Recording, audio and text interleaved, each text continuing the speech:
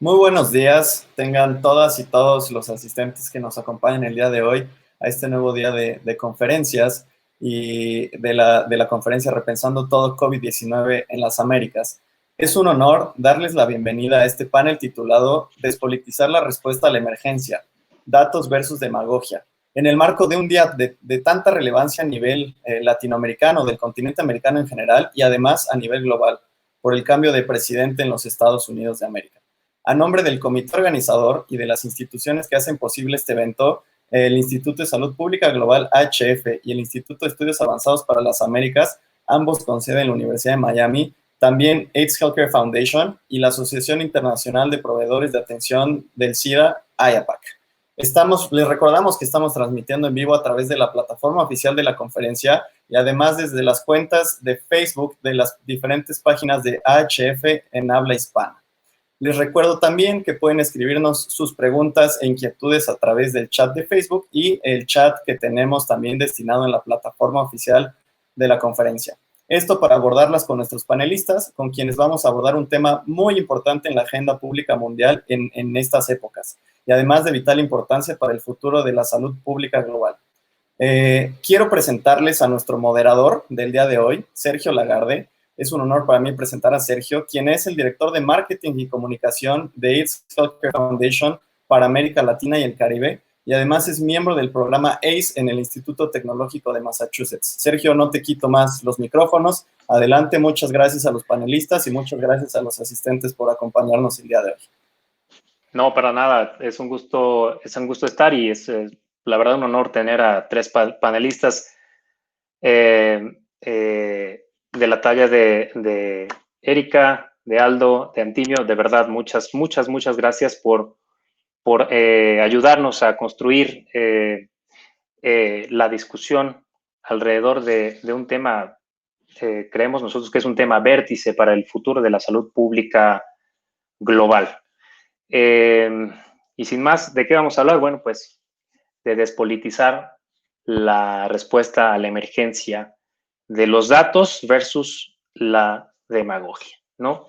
Damos la bienvenida a nuestros panelistas.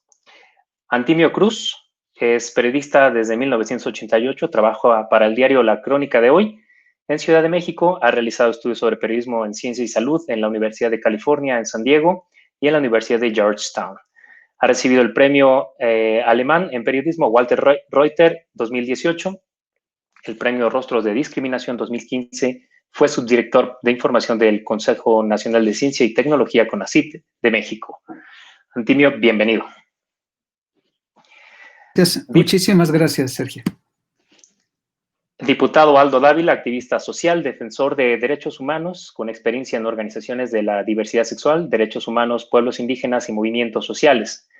Es diputado metropolitano por el partido WINEC para el periodo 2020-2024. Es la primera persona abiertamente gay elegido como diputado en la historia de Guatemala.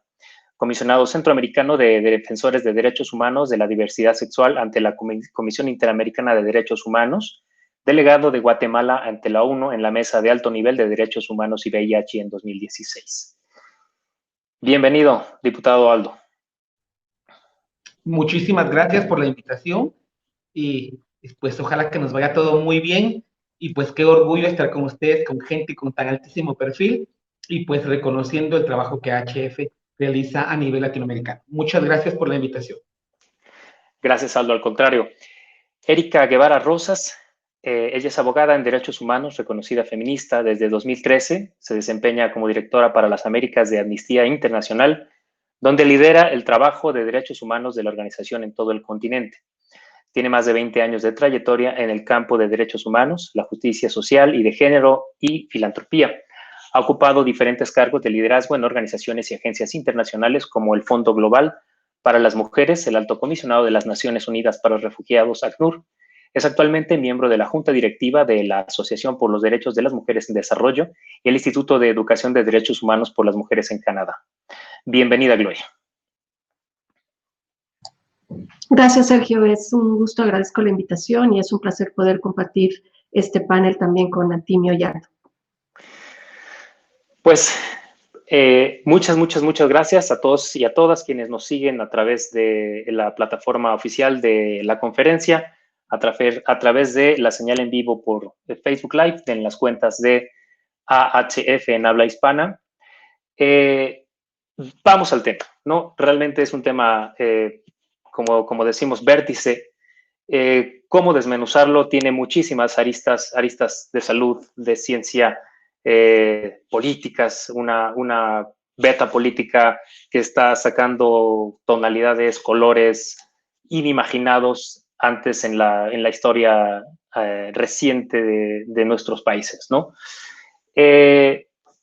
Tenemos la estructura de nuestra plática, tiene 3 preguntas, ¿no?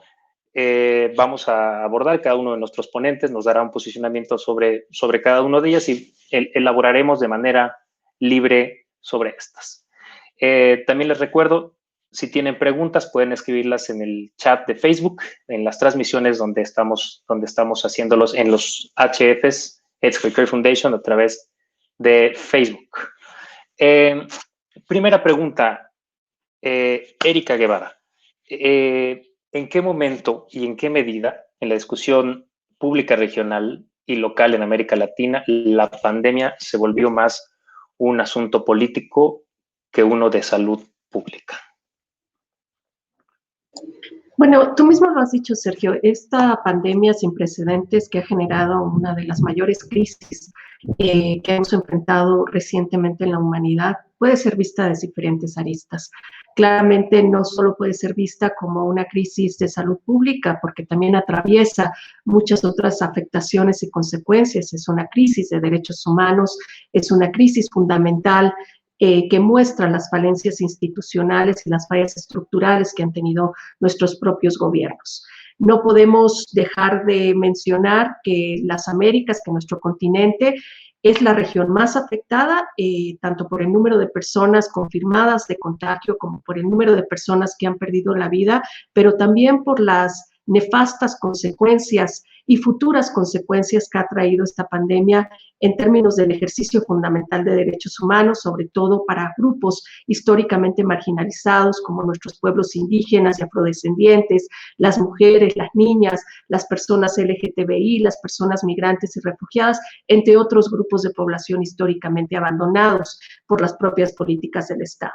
Nuestra región ya enfrentaba profundas brechas sociales y económicas, altísimos índices de homicidio, de feminicidio y violencia contra personas defensoras de los derechos humanos y del medio ambiente, y una endémica corrupción e impunidad, entre otros factores adversos. Nuestra región en el año 2019 estuvo marcada por multitudinarias demostraciones, manifestaciones masivas de personas reclamando la rendición de cuentas de sus gobiernos y el ejercicio fundamental de derechos humanos. Y es ahí como llega esta pandemia a profundizar muchos de estos desafíos y desigualdades preexistentes, y que sabemos que lamentablemente todavía estamos en medio de esta crisis y que las futuras consecuencias que ya empiezan a ser pues de alguna manera proyectadas por diferentes instituciones, incluido la ONU, que advierte que provocará la peor recesión que hemos visto en los últimos 100 años en América Latina, aumentando el número de personas en situación de pobreza hasta por 45 millones. Y en este contexto, la pandemia del COVID ha proporcionado a algunos líderes políticos en nuestra región, algunos gobernantes, lamentablemente un gran porcentaje, un pretexto para hacerse con más poder. En nombre de un bien común, a saber, la protección de la salud pública, han utilizado legislación de emergencia para introducir medidas o leyes que restringen los derechos humanos más allá de lo que permite el derecho internacional y sin ninguna salvaguardia para garantizar la protección de los derechos humanos. Y es en ese momento cuando se politiza no solo el contexto de pandemia, sino la respuesta de los propios estados. Entonces vemos desde los Estados Unidos, con la saliente administración Trump, cómo se minimizó el impacto de la pandemia, sobre todo en grupos de población históricamente marginalizadas en los Estados Unidos, las comunidades negras, latinas, entre otras. Vimos cómo en países como Nicaragua, como Brasil, como México, los propios gobernantes minimizaron el riesgo que suponía la pandemia en sus inicios, y que a pesar de ver las consecuencias trágicas, el drama humano que ha producido la pandemia, seguimos viendo políticas de negación, políticas divisorias, políticas de acusación que se han convertido en pretexto para que líderes como Bolsonaro o como Ortega sigan pues intentando controlar más el poder absoluto y utilizando políticas de demonización para ir de alguna manera estigmatizando a grupos de población entera, entre ellos mayoritariamente grupos de población que se han opuesto, que han criticado las políticas de gobierno. Así es que ese es en ese momento en que se ha politizado el discurso, en donde se utiliza información errónea, falsa, manipulada, en donde se ha dejado en un nivel secundario a la ciencia y a los expertos científicos, y se han impuesto estas narrativas de políticos irresponsables, negligentes e indolentes, en donde simplemente minimizan no solo el impacto, sino que además no garantizan políticas públicas que aborden desde una mirada integral de derechos humanos esta pandemia y todos los retos que con ella conlleva. Con esto yo iniciaría el debate, Sergio, esperando por supuesto que Antimio y Aldo puedan contribuir con sus miradas.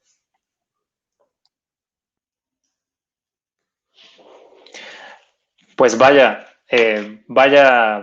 fotografía que nos pintas, me parece muy acertada, una narrativa ya anunciada, como lo dices, que llega en el peor momento la pandemia y que agudiza estas falencias institucionales, políticas de derechos humanos. Hablabas de la ciencia y hablabas de cómo cada vez estas narrativas se van imponiendo a los datos, a lo que está ahí. Antimio Cruz, tú tienes una larga experiencia divulgando ciencia, divulgando tecnología, trabajando con datos. ¿Qué nos dices a eso? Muchas gracias, Sergio, y de nuevo es un honor poder platicar en este panel con Erika y con Aldo. Pues yo quiero partir de la idea de que respondiendo a la pregunta de en qué momento la discusión sobre la pandemia deja de ser una discusión de salud pública y se convierte en una discusión de política, después de una reflexión de varios días sobre esta pregunta, mi respuesta es que la pandemia ya nace como un asunto político. Es decir, no fue que estuviera la pandemia y se monta sobre ella los discursos políticos de diferentes orientaciones, sino que la pandemia, desde el momento en el que inicia, y yo lo comparo, si me permiten compararlo con una gelatina o con la cera caliente, por ejemplo, la cera de las veras, la parafina, cuando se vacía en un molde. Ese molde abajo puede estar plano o puede tener arrugas, puede tener diferentes dibujos. Ese molde, ese plano, era la política que ya estaba ocurriendo en América Latina. Las diferentes confrontaciones, el uso ya de la demagogia, la descalificación hacia los rivales políticos, la búsqueda de cualquier tema, ya fuera energías renovables, derechos humanos, la legalidad del aborto, todos esos temas se utilizan como insumo para el actual debate muy confrontativo políticamente en América Latina. Entonces, llega la pandemia, yo revisé textos desde enero del año pasado, textos de justo hace un año, todavía no teníamos ni siquiera la palabra pandemia, todavía oficialmente no se reconocía como pandemia, y ya se estaba acusando de que se estaba utilizando como una herramienta política. Se acusaba a China, se acusaba a Estados Unidos, en el caso de México se acusaba al gobierno mexicano o a la oposición mexicana. Entonces se vacía este líquido amoldable que yo decía que podemos comparar con una gelatina o con una cera caliente en un molde que es el contexto político de confrontación, y entonces desde que nace la pandemia ya nace como un asunto de política pública. Mi punto de vista, y tratando siempre de ser esperanzador, de dar aliento a nuestras comunidades de las que somos parte y con las que tenemos responsabilidad, es que yo creo que sí hay grupos y personajes políticos que se han aprovechado, pero en general yo creo que las autoridades ni son tontas, ni son malévolas, y son autoridades que también han decidido y actuado en base a la ignorancia que todos hemos tenido sobre el tema. Nadie era experto en coronavirus. Muchas de las mentes más brillantes y de los grupos científicos más brillantes y nosotros como periodistas de ciencia nos hemos equivocado. A veces hemos pensado que iba a tener una dimensión, que se podía atacar con determinada herramienta terapéutica o no. Entonces, hemos estado decidiendo en base a nuestra ignorancia, tanto personal como institucional, y hemos estado haciendo ajustes. Todo dentro de ese molde que yo decía, que en la parte de abajo tiene las arrugas previas del debate político y en la parte de arriba esa cera caliente o esa gelatina tiene las huellas dactilares que le hemos estado poniendo en este último año, es decir, nuestras experiencias, nuestros errores, nuestros conocimientos. Es como yo percibo el tema que ustedes plantean para abrir esta conversación. Estimado diputado Aldo Dávila, ¿qué nos comentas desde tu óptica? Bueno, aquí hay que entender de que la pandemia no la conocíamos, vino a agarrarnos por sorpresa, pero no podemos dejar de ver cómo algunos políticos empiezan a... Entendemos de que es una crisis sanitaria, económica y social, pero los políticos le empiezan a vender de todo lo político, pero sin darle una atención adecuada, y entonces empezamos a ver mucha improvisación, decisiones no acertadas, decisiones tomadas a la ligera de los gobernantes, y es porque no conocían, pero también con un poquito de dolo y de manera macabra, porque entonces no hay la atención adecuada a la pandemia, no sabían cómo tratarla, entonces empiezan a improvisar una serie de decisiones improvisadas, de decisiones no acertadas y de decisiones que eran ir probando, nos encierran, no nos encierran, hoy circulan los de una placa, mañana circulan los de otra placa, un día salen hombres, un día salen mujeres, y vemos cómo, por ejemplo, en países como Panamá, esta decisión de que un día salen hombres y un día salen mujeres, viene a afectar enormemente a las poblaciones trans, a vulnerarlas, a evidenciarlas, a violar sus derechos humanos. Entonces, era una improvisación de decisiones de los políticos no acertadas, pero por sobre todo politizando el asunto, porque aquí era politizar. Vemos cómo la corrupción y la impunidad empiezan, ¿verdad? Te hablo específicamente del caso de Guatemala, se empiezan a hacer préstamos millonarios para empezar a cubrir en teoría con programas sociales a los más afectados. Y vemos cómo la ayuda no termina de llegar nunca, ¿verdad? Que es lo más triste y lo más lamentable. Cuando inicia esta crisis de COVID en Guatemala, por darte un ejemplo, vamos viendo cómo la gente empieza a perder empleos, empiezan a restringir horarios, toques de queda, toques de estados de calamidad, encerrados todos en sus diferentes departamentos o áreas donde viven, no podían ir a otro lado. Entonces esto lo que viene a hacer es vulnerar derechos humanos. Ya nos estaba golpeando la pandemia, pero ahora venimos a que nos golpee el gobierno, a que nos golpee la economía, a que nos golpee la salud, la educación, porque fue realmente una crisis muy grande la del 2020 y pues lamentablemente, te hablo en el caso de Guatemala, se han repuntado los casos en las últimas semanas a índices realmente alarmantes. Entonces, y lo otro es no querer fiscalizar, porque la gran mayoría de diputados no querían fiscalizar, ¿verdad? Tenían miedo de ir a hospitales, tenían miedo de ir a la morgue, tenían miedo de darle seguimiento a esto, y pues había que hacerlo y fiscalizar de una manera consciente a la hora que fuera, ir a los hospitales.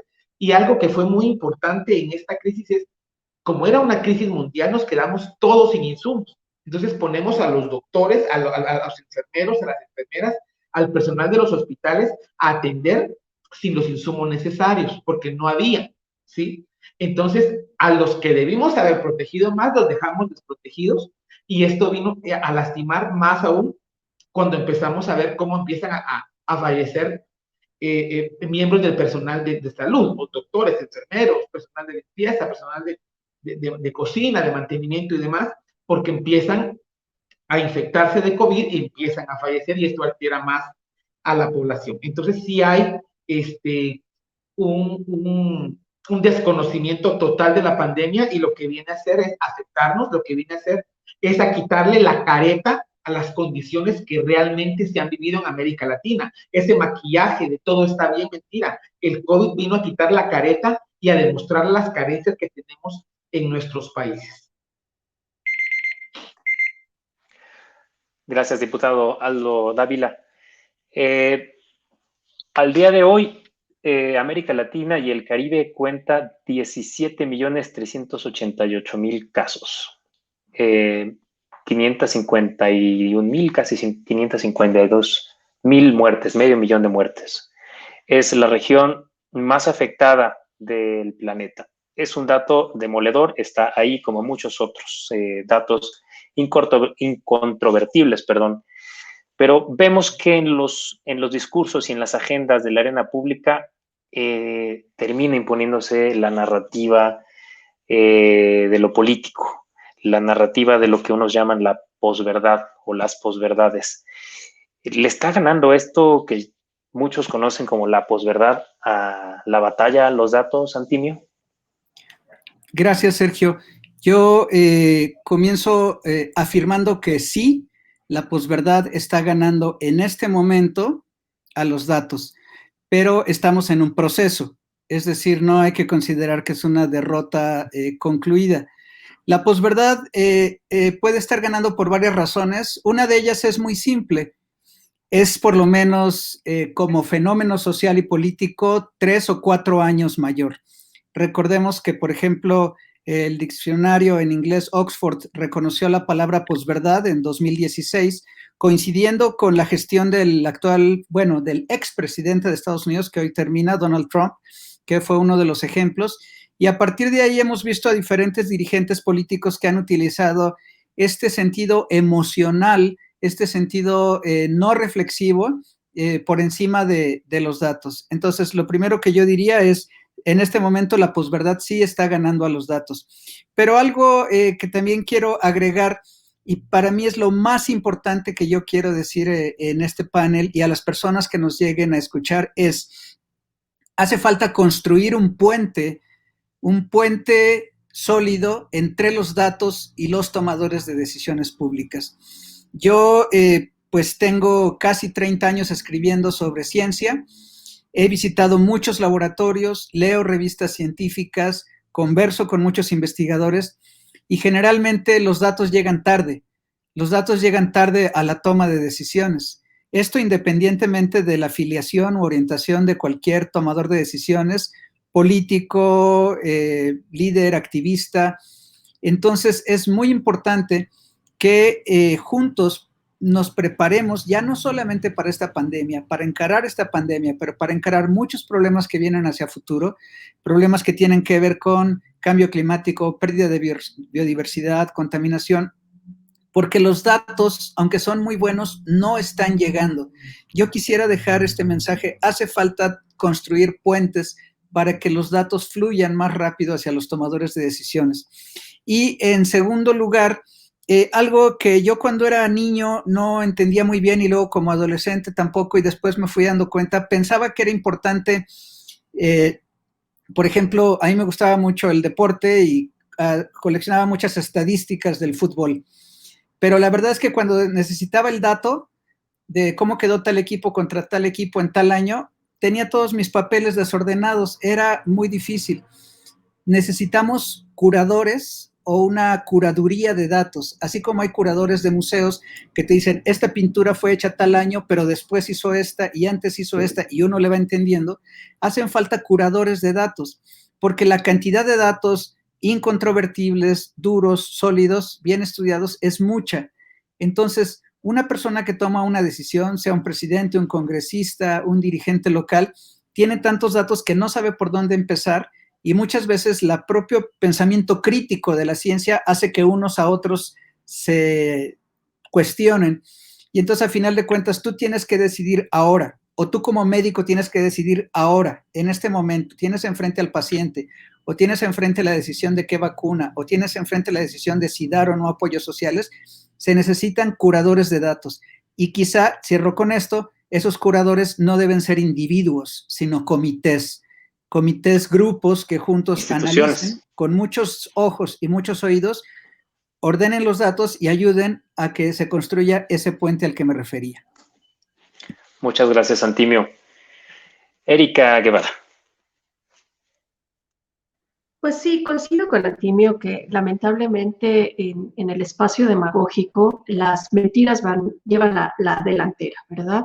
Yo creo que esta crisis en particular de la pandemia de COVID-19 ha sido también una excusa, una oportunidad para que muchos gobernantes hayan optado por explotar la sensación de incertidumbre y temor de la gente, ¿no?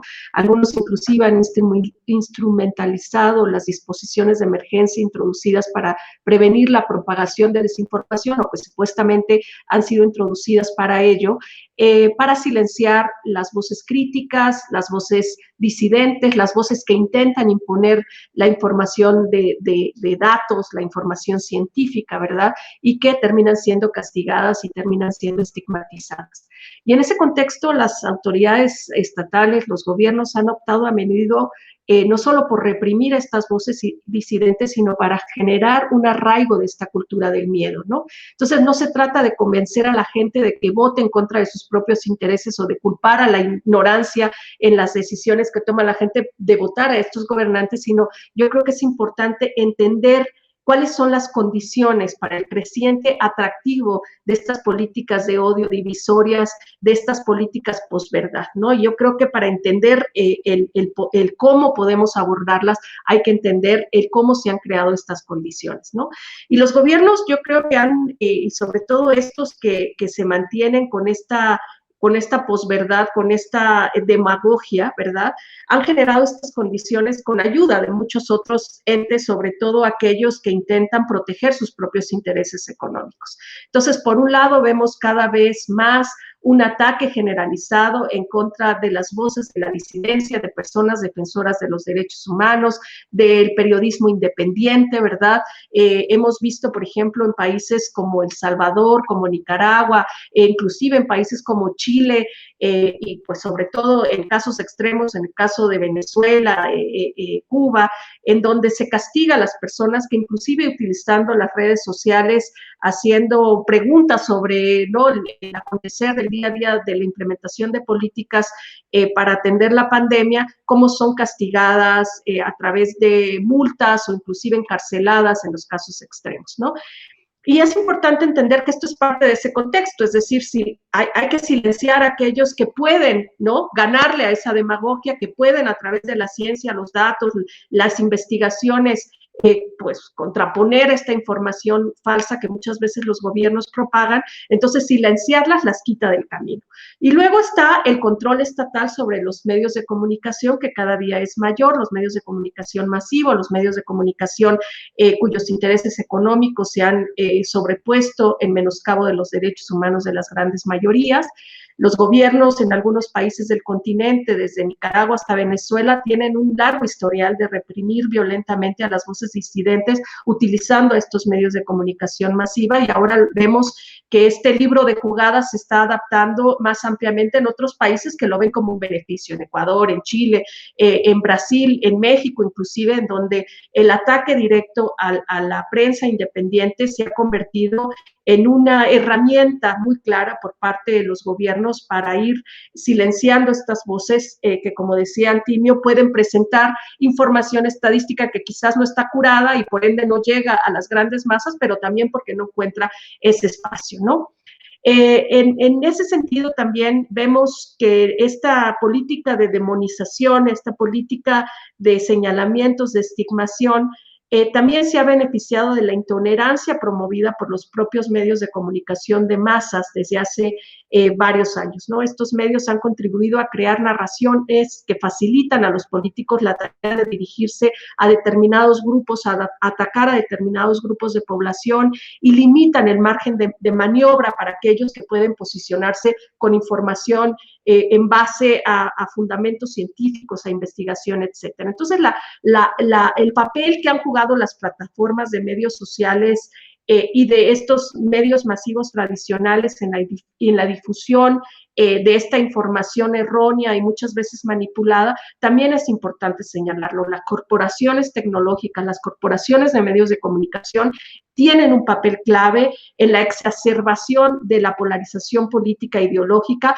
en donde la emoción vale más que la razón, ¿no? Entonces yo creo que es indispensable entenderlo, porque esta creciente polarización y politización de los problemas sociales, incluido la pandemia y la respuesta de los gobiernos, precisamente se ha alimentado por un contexto, ¿no? Por un ambiente creado por estos propios líderes políticos con la ayuda de los intereses económicos para protegerles. Y en ese sentido es como entendemos por qué esta cultura de la posverdad, por qué tiene más atracción, ¿no? de escucha de las personas, de las audiencias en general, que pues la razón científica. Y lo vemos no solo con la pandemia, lo hemos estado viendo con la crisis climática, ¿no? En donde hay un científico en un medio de comunicación masiva hablando con datos estadísticos, con información verídica que ha sido pues evidenciada a través de investigaciones puntuales, y traen a cualquier político desmintiéndolo, simplemente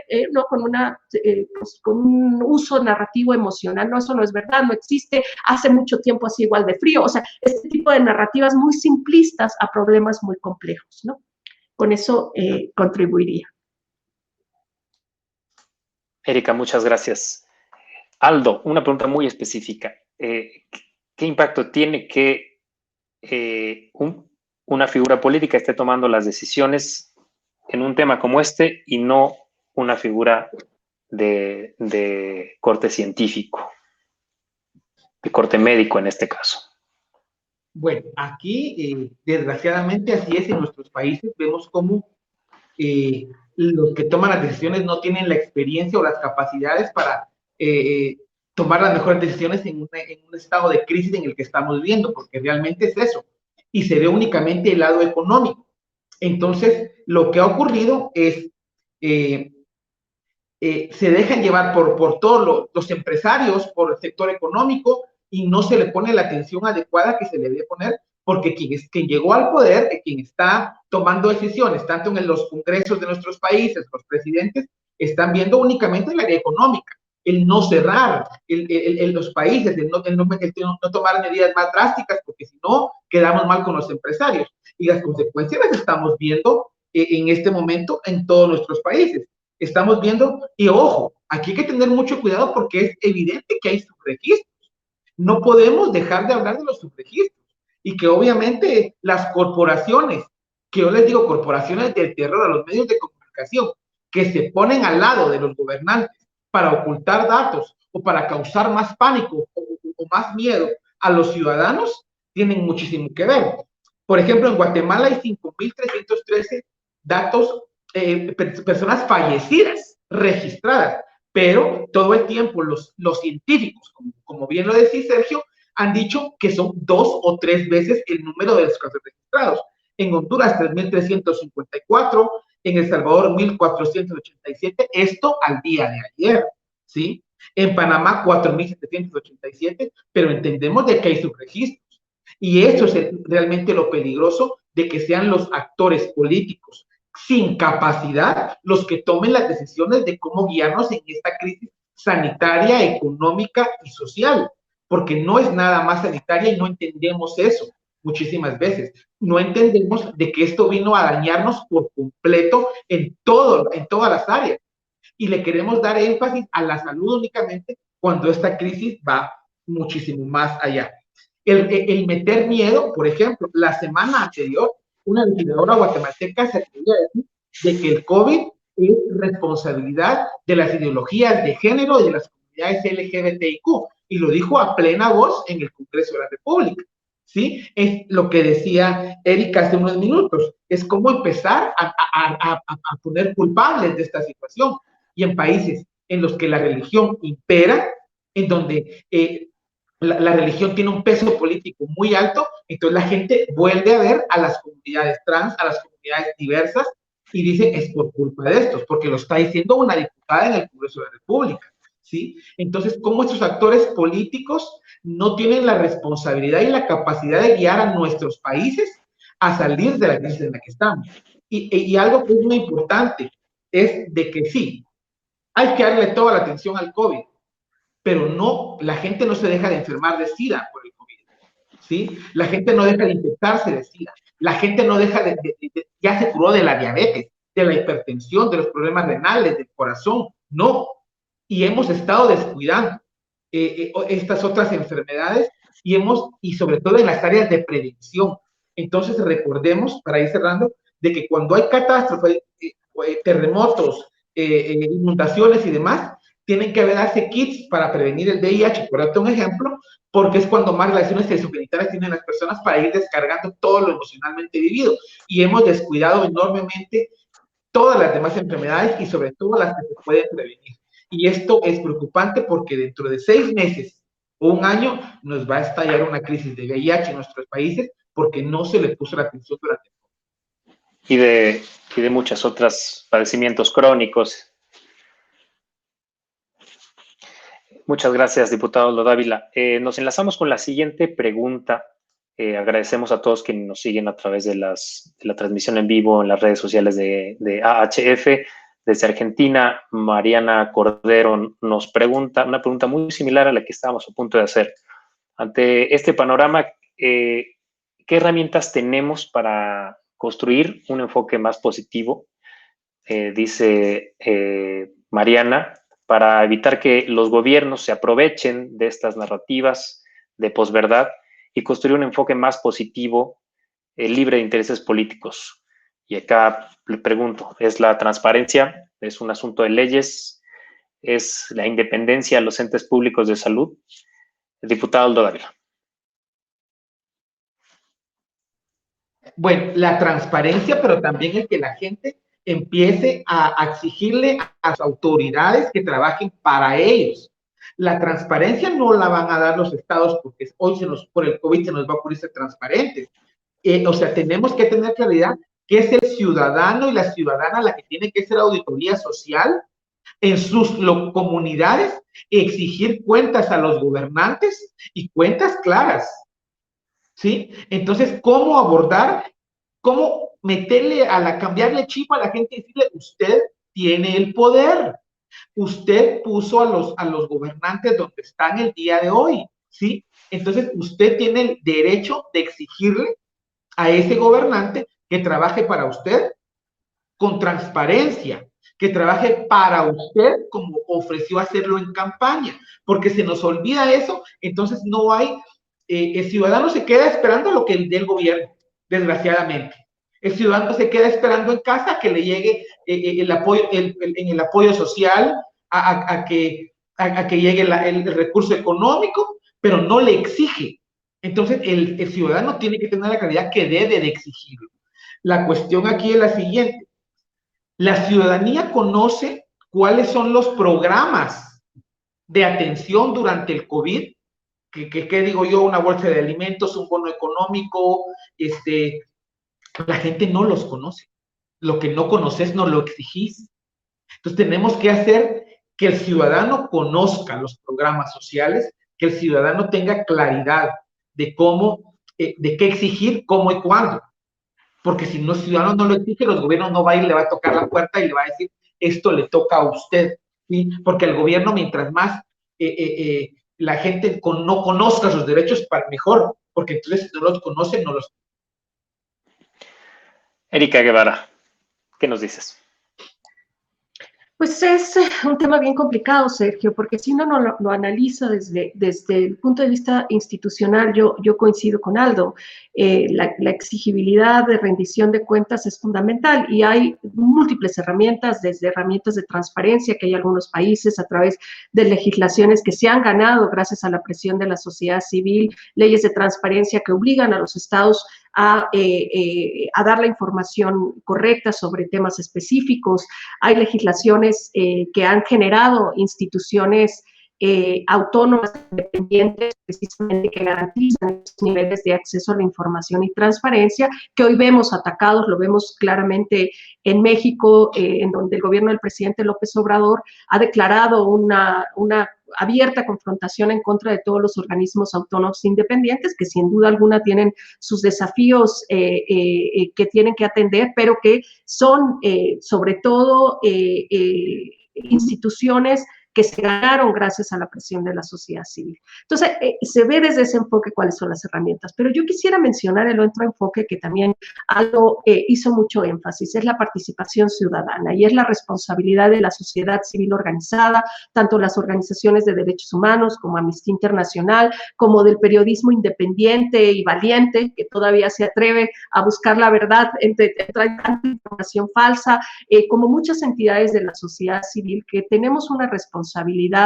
que no basta asumir la altura moral y legal y esperar ganarnos a la gente, ¿verdad? Hay demasiados líderes políticos en nuestra región que han logrado colocar a la ciencia, a los datos, a los derechos humanos como subordinados a las ansiedades reales o proyectadas de la gente sobre su seguridad, su bienestar, su desarrollo, sus propias identidades, ¿no? Estas narraciones políticas de interés propio es un juego globalizado que se han vuelto más persuasivas para muchos que las narraciones sobre solidaridad, cooperación, normas universales, humanidad compartida, ¿no? Y en ese sentido a mí me parece que la crisis de COVID-19 presenta importantes oportunidades en las que se pueden tomar decisiones. Por un lado, estos gobernantes que se han aprovechado de la pandemia para asumir mayor poder, se les presenta una oportunidad para seguir dividiendo, polarizando a comunidades de población históricamente marginalizadas y así obtener más poder.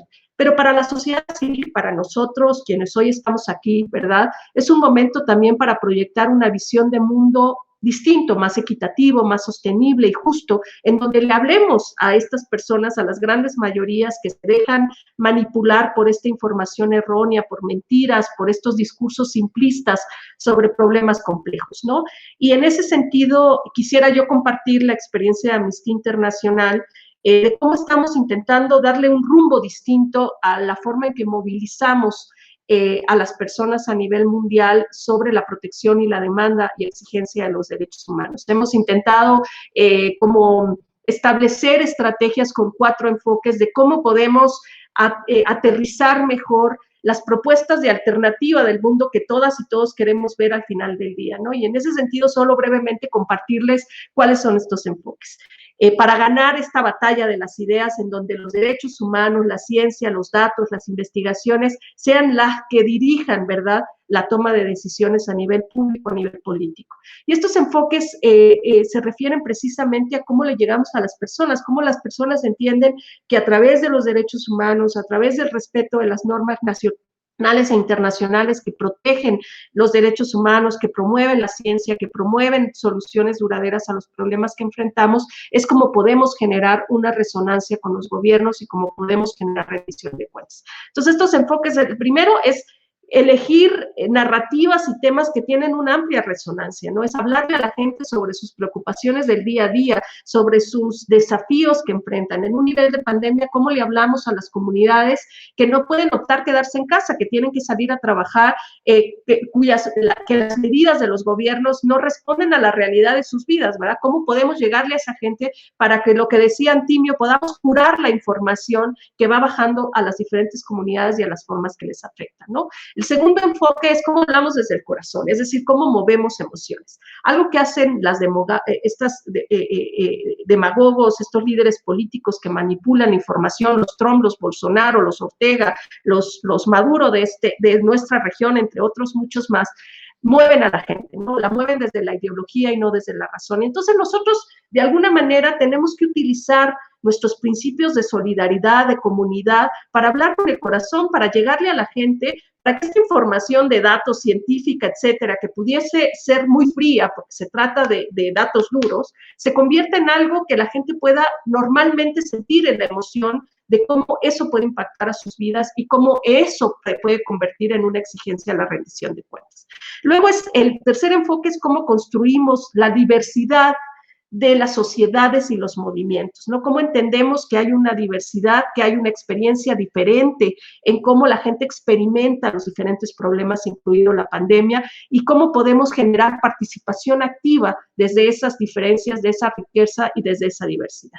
Y el último enfoque es centrarnos en la organización comunitaria, que yo creo que se ha perdido y que parece hoy que con esta nueva historia tecnológica que nos ha obligado a tener la pandemia, a tener una conferencia a distancia, ¿no? El uso de redes sociales, de tecnologías, parece muy distante esta organización comunitaria. Yo creo que es importante mencionar que hemos sobrevivido a esta pandemia gracias a esa organización comunitaria que lamentablemente ha suplido lo que los gobiernos no han podido hacer. Hoy día vemos en todas las comunidades en nuestra región, comunidades de pueblos indígenas, afrodescendientes, comunidades que viven en situación de marginalización, cómo la organización local ha logrado que sobreviva la gente con cocinas comunitarias, apoyo a jóvenes LGTBI que han sido discriminados y confinados con sus perpetradores de violencia, y cómo es la organización comunitaria la que logra sacarlos de esos círculos de violencia. Y yo creo que es importante que entendamos que esa interconexión que tiene que existir entre las comunidades se tiene que realizar a nivel local, nacional, internacional, pero sobre todo utilizando precisamente narrativas con un enfoque de solidaridad que nos conlleve a resolver desde lo comunitario los enormes problemas sociales, económicos y políticos que estamos enfrentando y que lamentablemente se estarán exacerbando, así como la pandemia continúa afectando cada esfera de la vida privada y pública de las personas en todos nuestros países. Muchas gracias, Erika. Antimio Cruz. Gracias, Sergio. Pues quiero subrayar lo que dijeron Aldo y Erika, que cada uno, desde luego, aporta mucho más de lo que ahora voy a enlistar, pero creo que los tres coincidimos en la idea de que la gente tiene el poder de muchas cosas. La gente tiene el derecho y también la responsabilidad de participar en la manera como encaremos esta pandemia. La pregunta que hacía la persona que nos hace favor de escucharnos desde Argentina es ¿cómo podemos salir adelante de esta situación? Pues primero hay que alentarnos y decir que el ser humano tiene posibilidad de recalcular en cualquier momento y tiene posibilidad de cambiar dirección en cualquier momento de las cosas que no han funcionado. Pero para ello, lo primero es saber dónde estamos, cuál es el lugar donde estamos, y ahí es donde los datos nos pueden servir mucho. Yo creo que cada ciudadano puede hacer un cambio que puede ser muy importante no solamente para su vida actual, sino para el futuro. Y solamente estoy hablando un cambio en cuanto a su convivencia con los datos. Siempre preguntar quién me lo está diciendo y cómo consiguió esa información. ¿Quién dice qué? ¿Quién es un anónimo? ¿Es alguien que firma con seudónimo? ¿Es una universidad que lleva 20 años trabajando el tema?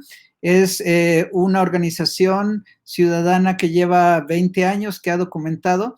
Siempre, cualquiera de nosotros solamente podemos controlar lo que nosotros hacemos, lo que está en nuestro ámbito como individuos. Después, como una organización comunitaria, podemos extenderlo, después como una sociedad, un país, etc. Pero una actitud que podemos tener como individuos, primero es, busco las mejores fuentes, las más confiables, identifico quién me dice los datos y me pregunto por qué debería yo confiar en esos datos.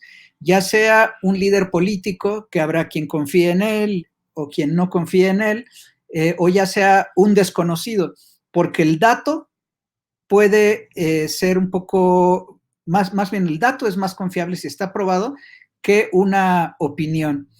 Y diría yo, este momento que estamos viviendo, no podemos afirmar que es el principio, la parte media o la parte final de la pandemia. Yo leí noticias en estos días de marzo, de abril, de mayo, de junio, y todo el tiempo se decía que ya habíamos domado la pandemia, que ya íbamos para abajo, que no lo sabemos. Puede que todavía falte muchísimo. Entonces, ¿qué podemos hacer? Lo que podemos hacer para que los datos sirvan para toma de decisiones es hacer este pequeño entrenamiento. como individuos y como grupo, de estar haciendo nuestra propia curaduría de datos, nuestra propia selección. A ver, por ejemplo, en México, la Universidad Nacional tiene un canal específico sobre información de COVID, o la parte epidemiológica. Muchos nos apoyamos en la Universidad Johns Hopkins de Estados Unidos. ¿Por qué? Porque es la más antigua universidad de América que tiene un programa sobre salud pública.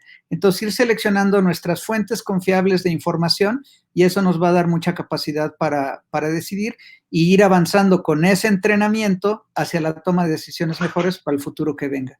Es lo que yo comentaría. Muchas gracias, Antimio. Pasamos a un par de preguntas de nuestra audiencia. Miriam Ruiz de HF, en la página de HF Colombia nos pregunta, ¿cómo hacemos activismo en nuestros países? Los datos de la inequidad entre ricos y pobres para accesar a la vacuna están ahí y son alarmantes. ¿Cómo hacer activismo para que la vacuna sea pareja?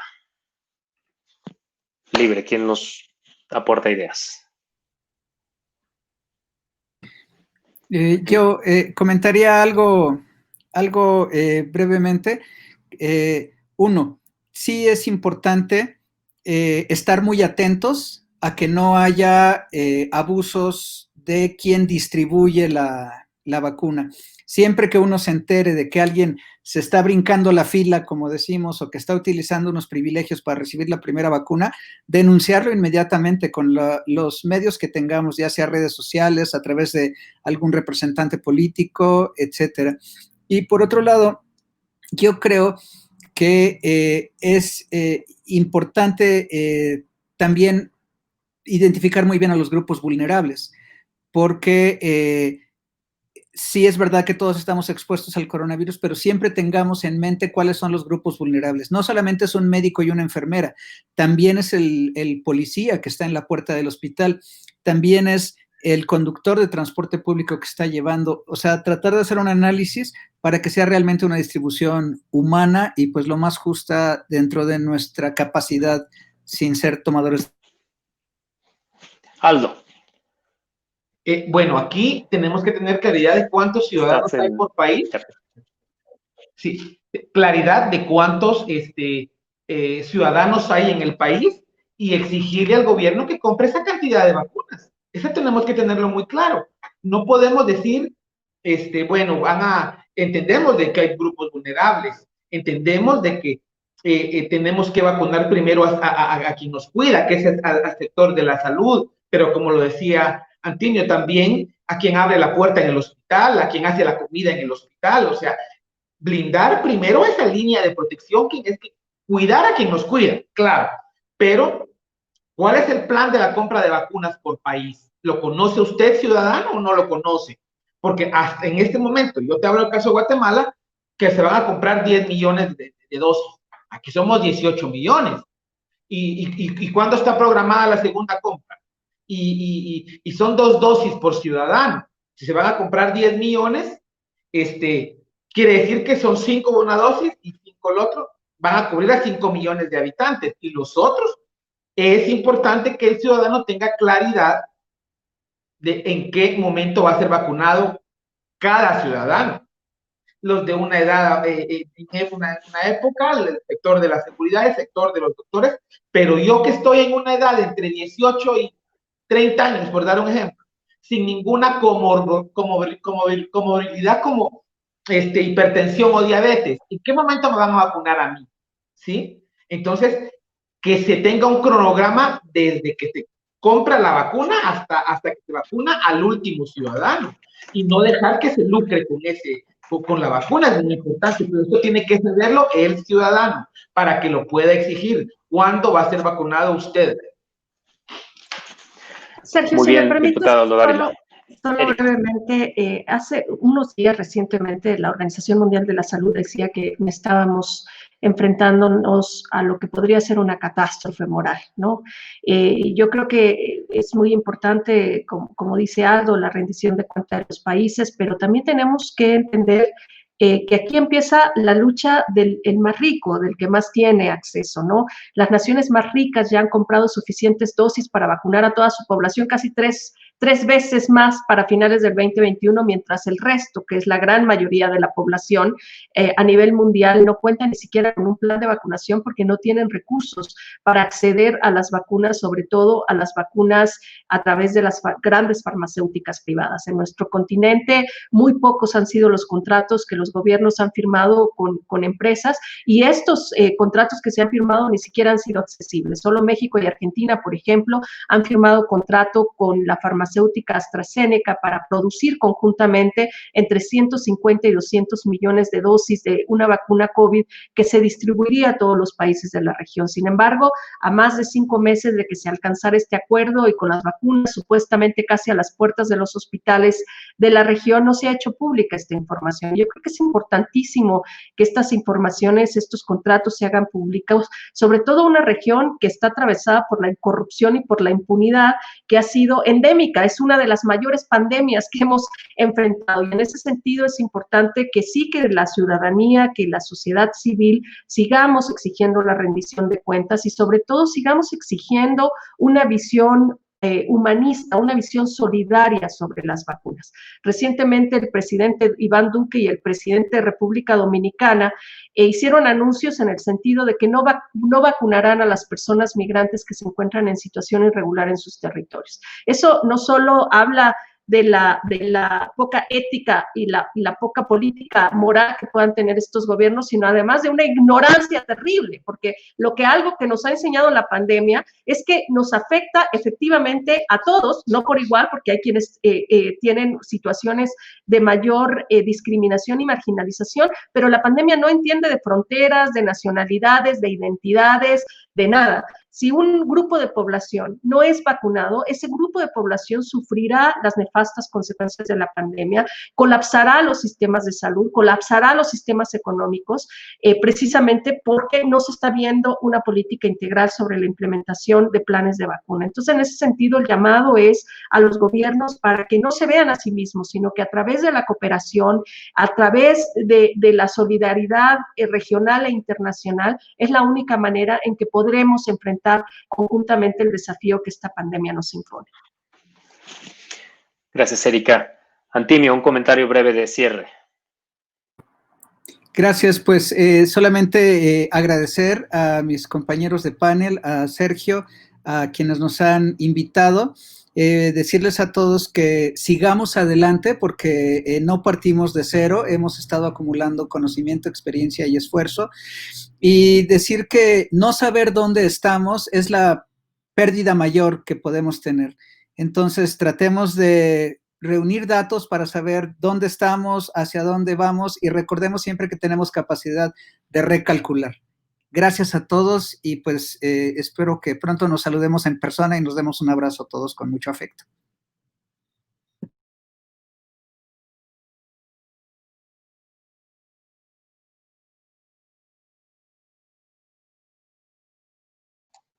Creo que Sergio quedó con problemas técnicos. Entonces yo me adelanto porque seguramente nos iba a pedir Aldo y a mí que también diéramos un breve cierre y solo decir eso que comparto con Antimio, que no estamos partiendo de cero, ya hay lecciones aprendidas del 2020 y que las tenemos que implementar para este año porque lamentablemente seguimos en medio de esta crisis global que ha generado la pandemia y que sabemos que el fin de la pandemia no es el fin de esta crisis, sino todo lo contrario, vienen momentos complicados, la recuperación será esencial para el futuro de la humanidad y para el futuro de nuevas generaciones por venir. También es importante que entendamos que la pandemia nos afecta a todos, pero que efectivamente no nos afecta por igual. Hay comunidades cuyas formas de discriminación y marginalización hoy están exacerbando las condiciones y que por ende las respuestas y la mitigación sobre las consecuencias de la pandemia también tienen que ser diferenciadas, entendiendo que estas múltiples y complejas desafíos que enfrentan comunidades como pueblos indígenas, comunidades negras, las mujeres, las niñas en situación de marginalización, las personas migrantes, refugiadas, las personas LGTBI y muchos otros grupos de población que hoy día están sufriendo no solo de una pandemia, sino de múltiples pandemias que atraviesan trágicamente sus vidas de diferentes formas, con gobiernos negligentes e indolentes que no están dando respuesta a sus necesidades. Así es que hoy más que nunca la solidaridad solidaridad. Hoy más que nunca la sociedad civil tenemos que organizarnos y unificar esfuerzos para tener una visión del mundo alternativo y futuro que queremos ver. Muchas gracias. Ha sido un placer compartir con ustedes. Agradecer primero que nada el espacio, los conocimientos desde Erika, desde Antimio, muchísimas gracias. Los pondré en práctica. Muchísimas gracias por sus conocimientos vertidos en esta conferencia. Fortalecer a la sociedad civil, porque si no fortalecemos a la sociedad civil, los gobiernos no nos van a dar las cosas, compañeros. Los gobiernos no van a decir así, que pasen los más pobres a vacunarse de primero. Eso no va a pasar. Entonces lo que tenemos que hacer es dar las herramientas a la sociedad civil para que sea la sociedad civil la que exija a los gobiernos que seamos más humanos. Al gobierno hay que exigirle que nos dé las vacunas a todos por igual, que dé datos reales, que aterrice, que no esté haciendo cosas improvisadas. Como decía Antimio, no hay claridad en este momento, porque ¿de dónde estamos en este momento en la pandemia? Estamos con la pandemia y punto. No sabemos en qué momento estamos, si en el más crítico, si ya se está yendo, si viene la tercera, cuarta, quinta, deseaba ola, no lo sabemos. Entonces, exigirle a nuestros gobiernos, y lo tiene que hacer la sociedad civil empoderada, la sociedad civil valiente, y sobre todo los valientísimos investigadores y periodistas independientes que siguen dándonos las luces de realmente cómo están las cosas. Porque de los medios cooptados no esperemos nada. Porque de los medios que se alinean con los gobiernos no esperemos nada. Está la solución de esta crisis en la sociedad civil organizada y en los medios independientes que nos siguen abriendo los ojos de nuestras realidades, de cómo están las cosas del COVID en nuestros diferentes países. Muchísimas gracias. Un honor haber compartido con ustedes. Pues ojalá nos podamos ver y, como decía Antimio, darnos un abrazo dentro de muy poco. Gracias, y pues aquí estamos a la hora. Muchas gracias. Muchas gracias, Erika Guevara Rosas, directora de Amnistía Internacional para el Continente Americano, Antimio Cruz Bustamante, periodista mexicano, Aldo Dávila, diputado del Congreso Nacional de Guatemala. A nombre de YAPAC y AIDS Healthcare Foundation, les agradecemos su participación e ideas. Gracias. Gracias, hasta luego.